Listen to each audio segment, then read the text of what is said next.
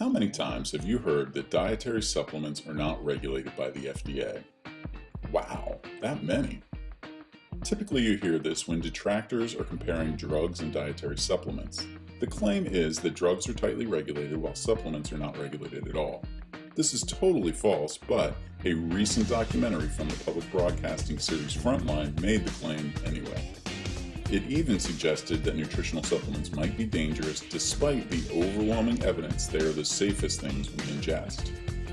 The documentary ignores the fact that dietary supplements have to be manufactured following detailed federal rules and that both the FDA and the FTC oversee the supplement market. It also ignored the fact that prescription drugs are far more dangerous than supplements. And here is something else that Frontline failed to mention.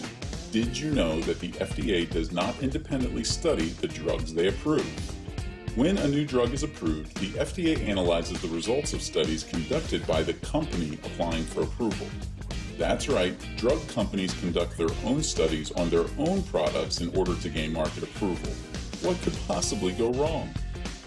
If only I could have provided the bar with the results of a self-administered test of my legal acumen, I might have been Judge Judy, with a much deeper voice, and probably not using the name Judy. That would just be confusing. Anyway, now I'm not saying that drug companies would ever falsify study results in order to bring products to market that could potentially earn hundreds of millions of dollars. History says that for me. Remember the prescription drugs Vioxx and Avandia? These two drugs caused over 140,000 deaths, and they were approved by the FDA based on the manufacturer's studies. It is important to remember that about 75% of retracted drug studies are caused by scientific fraud, something that is increasingly common. And who is conducting these studies on drug safety and efficacy? Oh yeah, drug companies. If you think the FDA is testing the drugs as they come off the assembly line, perhaps in places like China, you need to think again. Both drug and supplement companies do their own testing.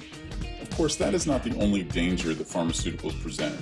Consider that over 100,000 people die each year from properly prescribed prescription drugs, and over 2 million people become seriously ill as a result of taking these substances. Drugs usually start as patented substances. Because patented substances are new to the human body, the risks of toxicity are higher. By contrast, supplements are typically natural. We have often co-evolved with them. In effect, there have been thousands of years of human trials. So back to the Frontline documentary. The producers present the thesis that supplements are unsafe and should be regulated like drugs.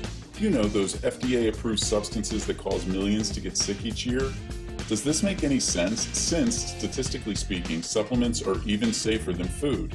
You're much more likely to get struck by lightning or bitten by a shark than be harmed by a supplement, and you are over 60,000 times more likely to die from taking a properly prescribed drug.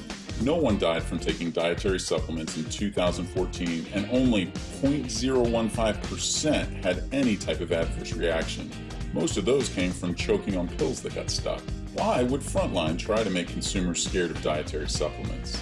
That is a good question.